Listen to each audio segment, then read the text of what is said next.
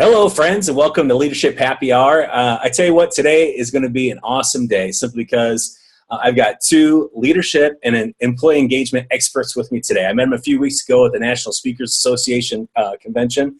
David Dye and Karin. Karin Hurt, I have followed them for a while on LinkedIn, read their stuff. I like their stuff. They're the co-authors of the book Winning Well. And they just, everything I read of theirs, it just speaks my language. I'm like, man, I think that we're, must have had the same mother and father, just separated, somehow. But they're just, fantastic people, great information. I'm excited to have them on the show today. Thanks very much for being on the show. David Dye, Karin Hurt, welcome to Leadership Happy Hour. Yeah, cheers. Cheers. So let me, you can share with our listeners a little bit about where you guys come from, what turns you on about leadership. Just go. You go first. All right. Ladies first. We're drinking, but still be polite, right? Go ahead. So I spent the first 20 years of my career, well, did some stuff before that, but the bulk of my career was at Verizon and Verizon Wireless, where I spent the first decade in leadership development, organizational development, build a training organization, that kind of stuff. And then the second decade was doing a series of executive functions in the field. So led a large sales team, ran a bunch of large call centers, did a 24/7 service management function for like the big guys. Like if the Bank of America's ATM network went down, they called me in the middle of the night, that kind of stuff. And then I worked in the outsourcing environment. So while I was doing that the last couple of years, I started writing a leadership blog. And because I was finding I was working with all these outsourcers and was telling the same leadership stories again and again to try to help these organizations who have very tight margins, very high-stress environments. How do they still lead well without losing their soul? And how can they bounce results and relationships? And so the blog really took off, and that was exciting. I had no intention to leave Verizon when it all started, and then one thing led to another, and I realized I could actually do this for a living and make a difference in the world. Mm-hmm. And so really started to set a mission to rid the world of bad leadership. and then I ran into David. I'm going to give you a cheers on that one. Let's raise our glass to there we go. Ridding the world of bad leadership. And for me, I started a very complimentary background, although a similar journey. I was in the nonprofit sector. I started my professional career in education, and then worked for a nonprofit organization for a number of years from the ground level on up, and really built all of their leadership and management infrastructure, and then did consulting work with them, training other organizations around the country.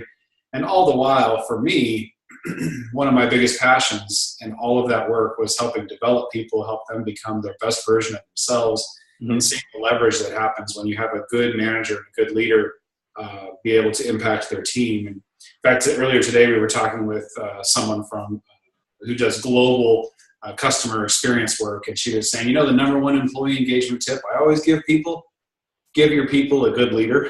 And I thought that was a pretty phenomenal tip and very accurate, right? And for me, my journey actually started when I was 11 years old. I was the oldest of 6 kids. And my earliest leadership memory is my dad challenged me to get the house clean, single parent, get the house clean by the time he gets back from work. I didn't know what else to do, so I locked everybody in the basement until they got it clean. And, I'm not proud of that, and I paid heavily for that with those siblings, but it started me on that journey of asking, how do we work together and for those answers? And that's just been a passion of mine my entire life. We have something in common. See, you're the oldest of 6 kids. I'm the youngest of 6 kids. So. Oh, I'm so sorry. So what do you think about your youngest sibling? Mm-hmm.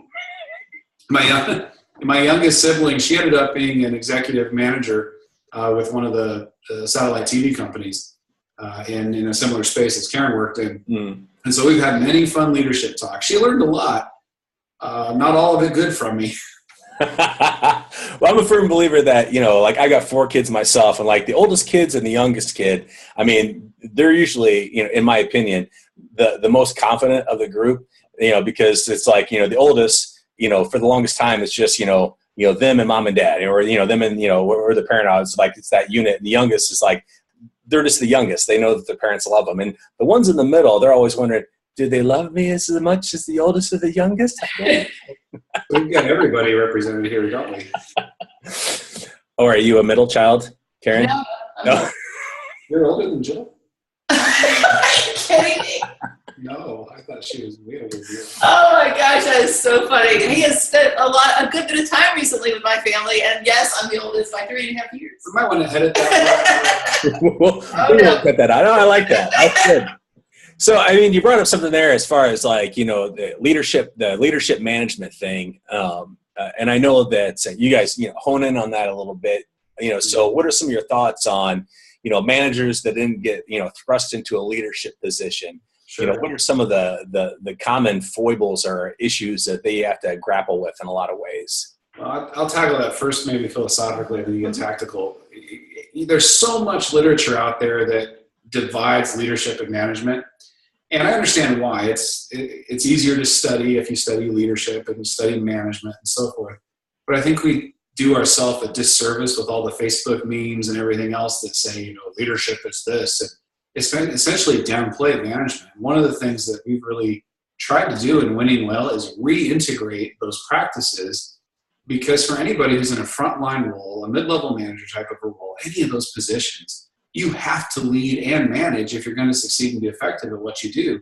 And your ability to lead depends on your ability to effectively manage. If you don't have that, you lose all your credibility. Right. So from a philosophical perspective, that's where we try to reintegrate them. And from a tactical perspective, what we've really tried to do is make real leadership training, not just management training, but real leadership training accessible at the lower levels of the business.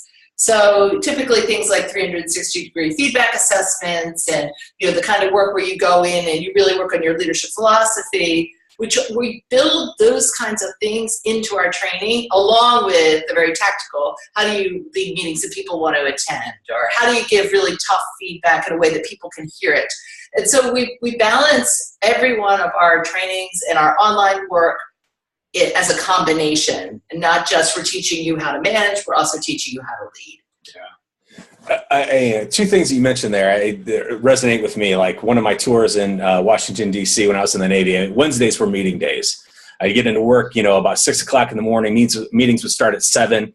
It'd be back to back till 5. And none of those meetings were meetings that I ever wanted to attend. I actually got myself a meeting proxy.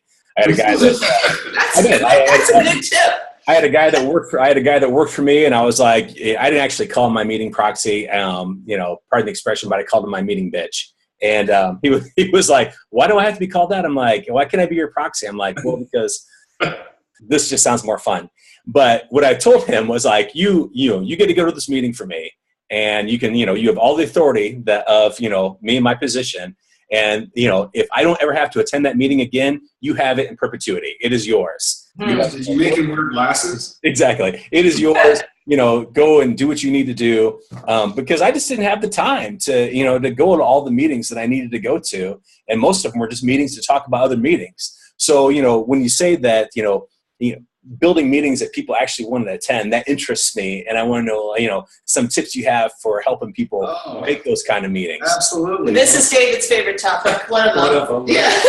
Here's the first one, which will resonate with you, Chip, based on what you're saying. If you're going to hold a meeting, think through intentionally each person you're inviting to that meeting and whether or not this meeting is the most productive use of their time. If it's anything less than the most productive use of their time, don't invite them. It's unnecessary. And I've been challenged on that by management, but I need to have this person there. Why would you want somebody doing anything less than their most productive work? Right. Why would you want to waste their time and their productivity and then complain about you're not as productive as you could be, right?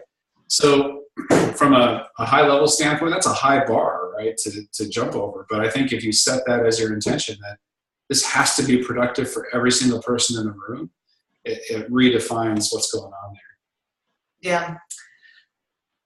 Others? How long? We could talk about meetings all day, but I'm sure that's not. So that's one example, but we have an entire chapter in our book about that. So, all of the ways you can have more productive meetings. I'll give you one more right. for kicks and giggles. Excellent. No, there's a lot in there. Let's give one more. Because it's one tip out of the entire book, and so much you can save so much time. So every meeting, if you're having any kind of discussion or solving any kind of problem, there's only two you really should be talking about. Where are we going, or how are we going to get there? Mm-hmm. It's going to be one of those two things if you're having a productive discussion or a problem-solving meeting. Where most managers and leaders go wrong is they will allow those topics to get mixed rather than to keep them separate. And that's one of the reasons that we hate those soul-sucking, time-wasting meetings, is because we're having impossible discussions. Are we going to the moon, or are we going to Mars? And then next thing you know, we're talking about whether we like rocket ships or solar-powered spaceships, or I'm a sci-fi geek, if you couldn't tell, right? And so it gets all jumbled up, and then everybody's wasted their time. We haven't accomplished a thing. Keep your purpose clear from the beginning through the end. And if your meeting is about anything other than making a decision or improving relationships, there's probably another way to get it done. If it's just dumping information, there's a much more efficient way. I agree with that. Like, I was so tired of meetings after my tour in DC, my first command tour. The guy before me would have like marathon meetings. They'd be like an hour and a half to 2 hours. And so like my first meeting was 15 minutes. And I said, all right, that's it. And everybody looked at me like, we're done? And I was like, that's it. And it's like, I don't like meetings. If anything longer than 15 minutes, I lose my, I have a short attention span. I cannot stay for that. So it worked out. Now, in your book, Winning Well, I mean, what spurred you guys to, I know you want to rid the world of bad leaders, but, what are some other, key things in there that, you think that are important for every leader to know?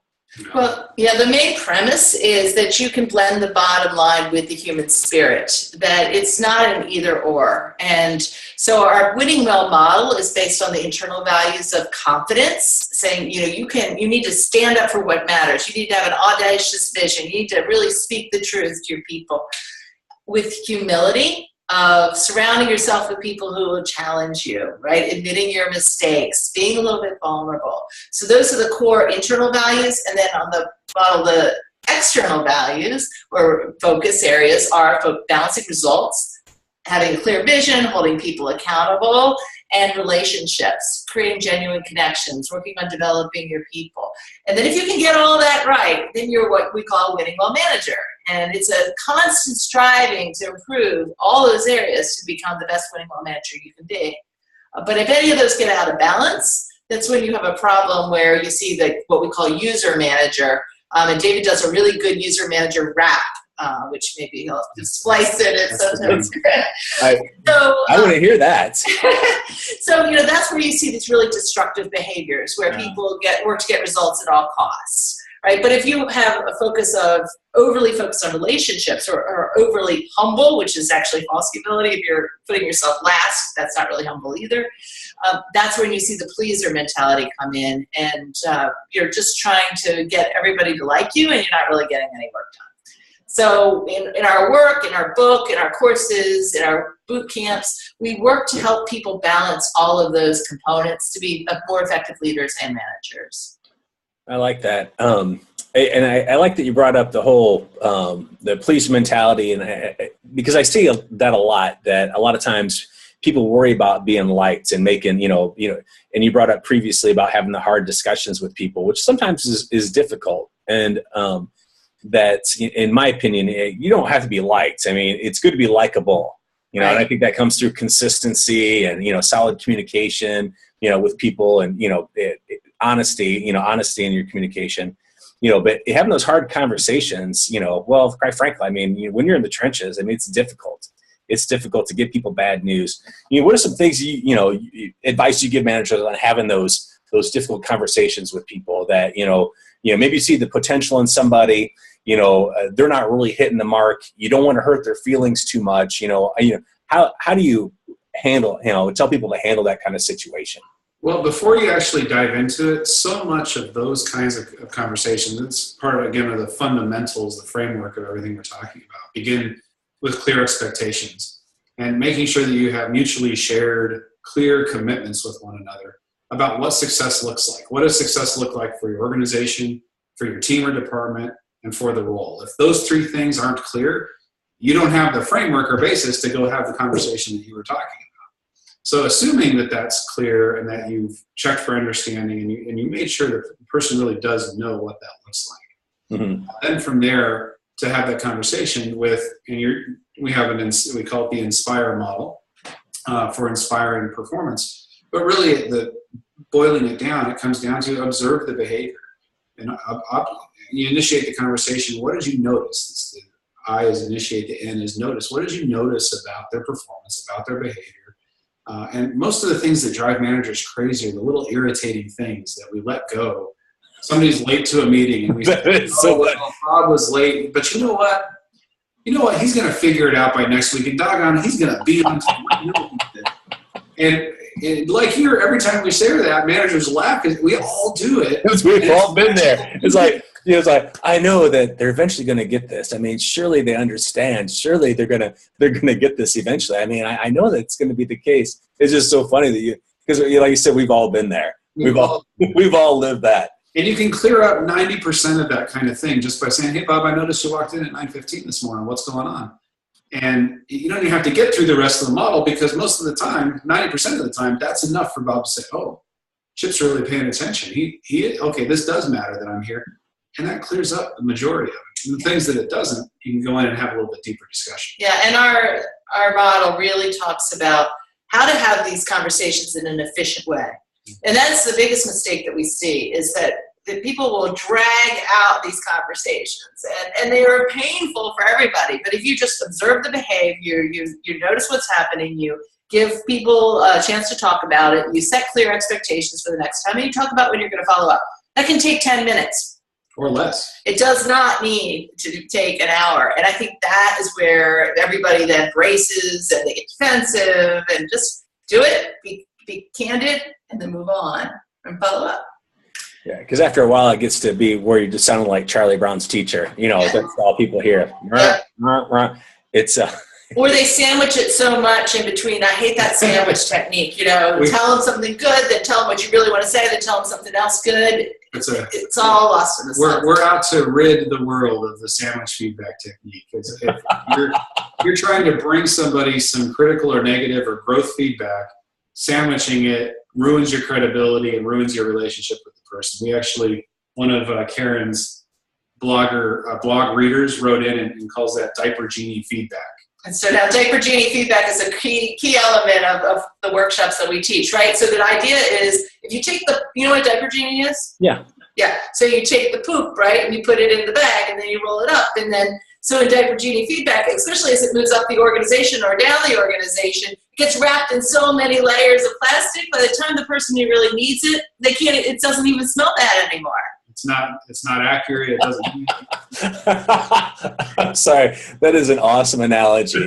That is awesome because it combines everything I love. Analogies and poop. I mean, there's leadership. There's excrement. What else? I'm perpetually 5 years old. I mean, I'm a guy. I mean, anything to deal with that, is always funny to me. It's a metaphor you'll never forget. That is awesome. I'm still thinking about poop. Anyway, I may never recover. So those difficult conversations. Like I said, I've had a lot of them with people. It's hard because for me, I always looked at myself as a pretty nice guy. I'm a nice guy. I don't really like to give people bad news, but as you have to give that honest, constructive, criticism or feedback, back to your people. Otherwise, they're not going to improve. And like you said, we're going to keep hoping, and hope's not a strategy. We're going to keep hoping that, they're going to get the clue, but they're not going to get the clue. And then we hold it in, and then one day we just snap and we go off about everything that's not the issue.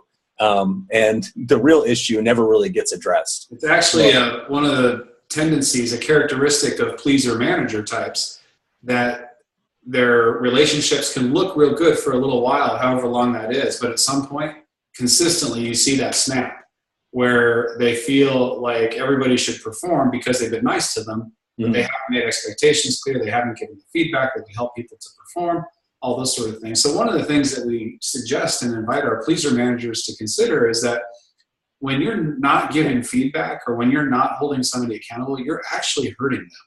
You're not doing them any favors. You're keeping them weak. You're keeping them from getting the benefit of higher performance, of whatever other advantages they might have as their career progresses. You're not helping them at all.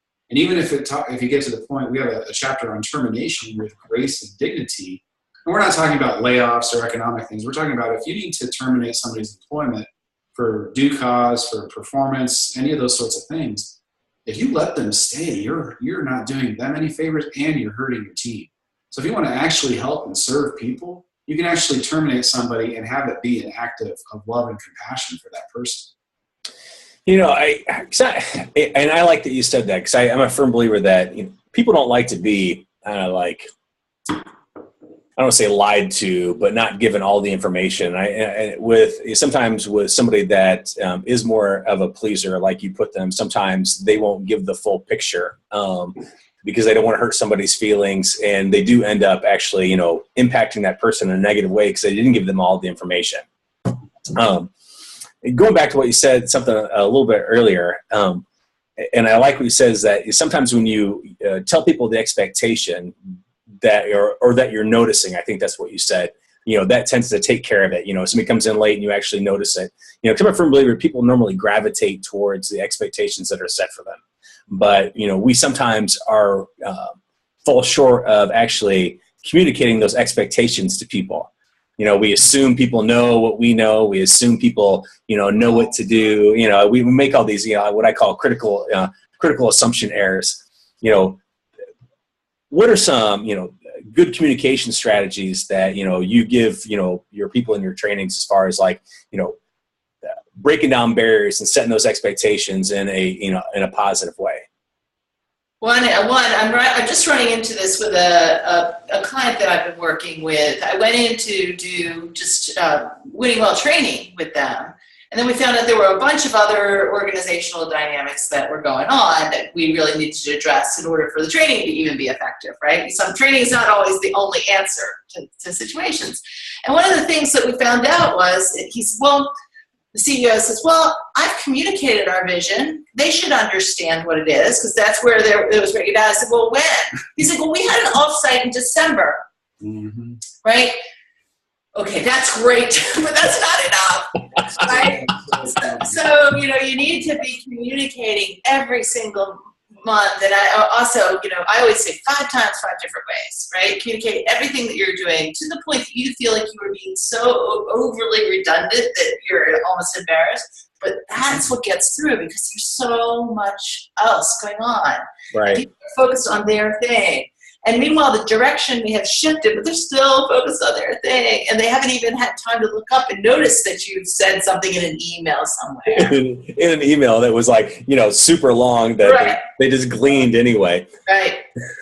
So one of the pieces, once you've done the communication, or if you're especially in a team meeting situation or one-on-one, something like that we recommend. And in a lot of the workshops we do, it's one of the most popular time-saving techniques that people get, because it will save you from all the misunderstandings and lost communication and everything else, is to do what we call a check for understanding.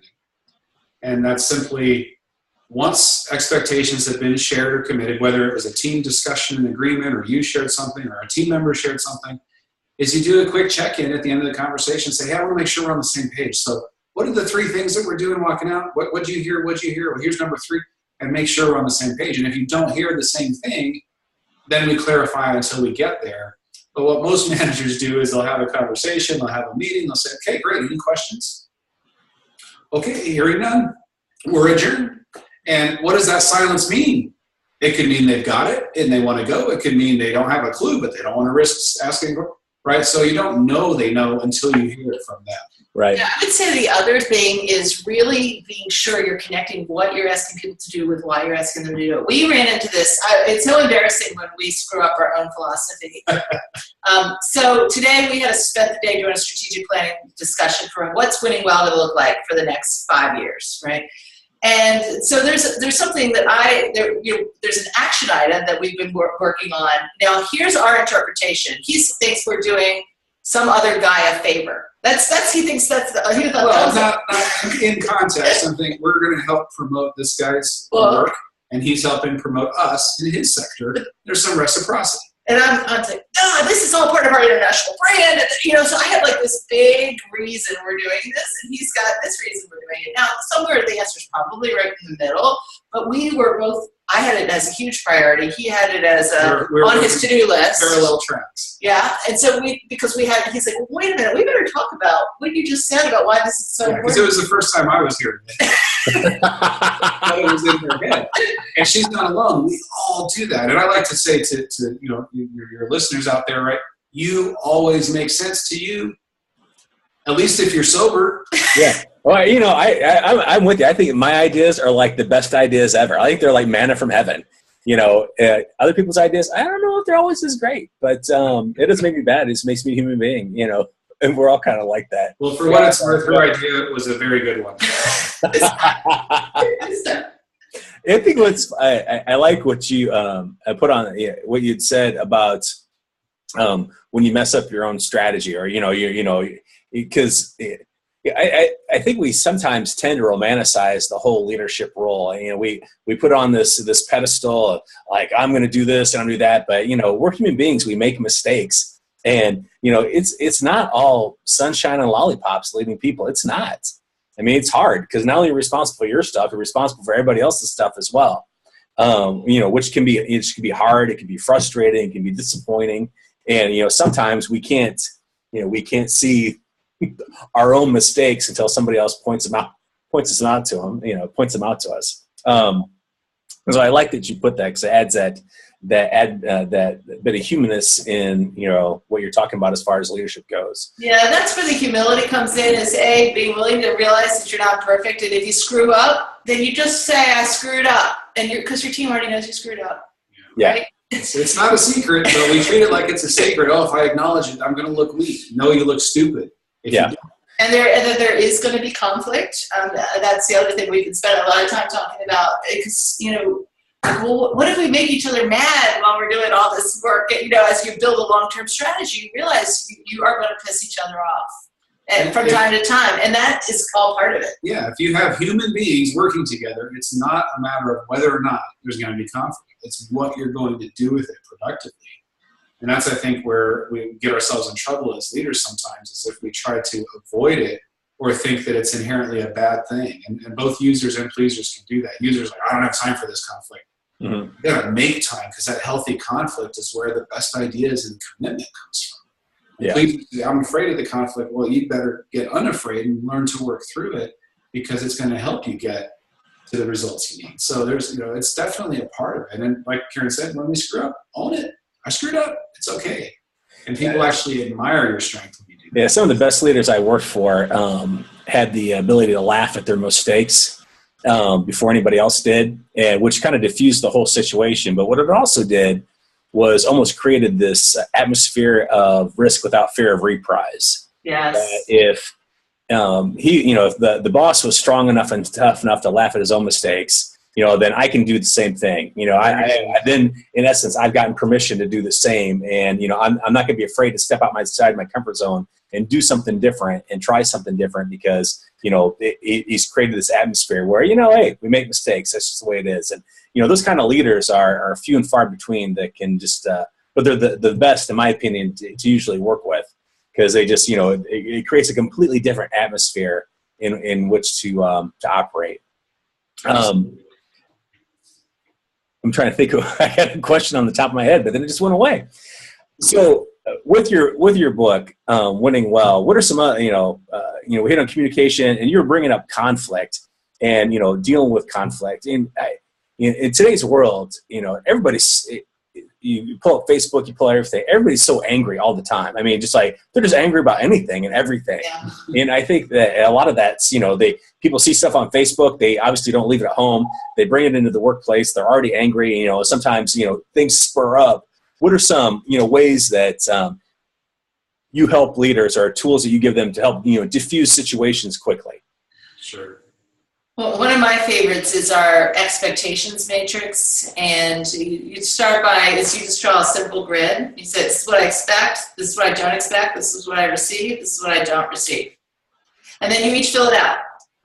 And then you say, okay, this is what I'm expecting that I'm receiving, thank you very much. I'm expecting you to show up on time, and you do every time, that's awesome. But what I'm receiving that I'm not expecting is all this negativity in every single meeting, right? And so then, and well, what does that look like? And so when you sit down, it just is a way to get the issues out so fast. And I don't even know where, like, I've heard of this tool. I mean, I've been using it for so long, I don't even remember where I learned it. You know, it's just like tribal knowledge. But I've been using it in my work for 20 years, interpersonally, with groups, with bosses and subordinates. It's like magic. So that's my favorite one. And for me, I think so much comes back to reconnecting with the why. You know, when your why is bigger than your won't, you will, kind of a thing. And there's a metaphor, again, I learned it so long ago that I've always enjoyed, which is if you have a bunch of people, let's say 6 people in a rowboat, and the water is flat and calm, and they're not really having to do anything, they kind of start bickering, and let's do that, and they start going different directions and snipping at each other. But if you see that line on the horizon and that there's a waterfall coming, and you can hear the roar of the water, and whoever the skipper of that boat says, all right, we need to all row in unison that direction, pull, pull. Yeah. All of a sudden, all bickering stops, and because there's a commitment to a unified purpose that everybody is connected to, you get everybody pulling in the same direction. Right. So to the extent we're able to, when some of that stuff's going on, let's remember why we're here. And the reality is almost all of the work we're doing, there are exceptions, but almost all the work that we're doing has a purpose to it. It impacts people somehow, some way. Right. It's a service, a product, an internal service, whatever it might be. You're making life better for somebody somehow, somewhere. Let's get back to that and remember why we're doing it. That helps us to pull in the same direction. I agree with that. I worked with a guy that he was a major league a-hole. He was. I mean, he was. But what he was really good at was providing, you know, the mission. This is what we're doing right here. This is why we're doing it. You know, and you know, added that tad bit of competition that gave us, you know, pride in ourselves. And I think, you know, pride in our work gives us pride in ourselves. And that, you know, we went from, you know, this ragtag team to actually operating, you know, more efficient than we'd ever operated because, you know, he did that. And like I said, he wasn't really well liked, but he was likable because he was consistent and he gave us purpose. I like that you brought that up. That is a good point. You guys are fantastic. What big brains you have. Oh my goodness. Well, thank you. Thank you. Yes, you know, really. I mean, it's cool to talk to people of like mind. You know, I everything that you said, you know, completely resonates with me, and it's like, you know, I'm with you on leading the charge on ridding the world of bad leaders. Cheers. Cheers. Thank you. Cheers to that. So after today, where can, you know, people that are listening find you guys, and where can they buy your book, Winning Well? Oh, sure. So our book website is called winningwellbook.com. And so that's the easiest way. We're in bookstores everywhere. We're on Amazon. If people are reading the book, we'd love for them to leave an Amazon review. So that's always really fun to help spread the word. But you can get to all of our information and link back to our other websites through that central place. As well as if you need a bulk purchase, or, you know, we do that for companies all the time. We're looking to get a bulk purchase and then maybe do a program with their staff or have one of us come as well. That's all on the website as well. Oh, very cool. Very cool. So if we were at an actual bar, you know, that I would probably challenge you to do something really crazy because, you know, that's just bar talk. But since not, like I told you before, I'm going to ask you a few questions from my Overstuff Would You Rather book. So either one of you can answer. I've just randomly picked these questions. I have not chosen them ahead of time. But I do have to make sure that they are palatable beforehand because some of these are a little racy. All right. So David and or Karin, would you rather have taste buds all over your body or have a malleable stress ball head? Ooh. A malleable stress ball head or taste buds all over your body. I got to go with I'm going to go with the malleable stress ball head. And mostly, especially if you've ridden the subway. Absolutely. And I remember as a child getting my head stuck between the railings on the stairs one time, and I couldn't get it out. And if I had a malleable stress ball head, I could pop that sucker right back out. That'd make life easier. I'm just thinking about the taste buds all over your body and how you can have a whole meal all at the same time. but there's the subway. Karin's she's all efficient. She's like, hey, I'm just going to get this over with. Kind of like on the original Willy Wonka and the Chocolate Factory when she had the gum that was the full 7 courses. Exactly. All right, so let's see here. Bring on the next one. Would you rather, David and/or Karin, be able to simulate the voice of anybody you meet or simulate the hair? Oh, the voice for sure.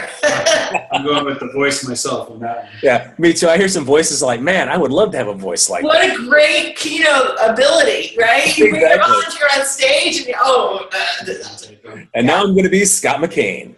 That's her. Very fun. All right, last question. Would you rather have Betty Davis eyes or Charles Manson eyes? Well, Betty all the Davis boys think she's a spy, so I'm going for the Betty Davis. Well, I really appreciate you guys taking a little bit of time spend with me on Leadership Happy Hour. I really enjoyed getting to know you a little bit, getting a little bit more about your work in the book a little bit more. I'll encourage everybody listening to make sure you get the book. Follow Karin and David on LinkedIn. Read their stuff, and it is fantastic information. And you'll soon be a believer of winning well.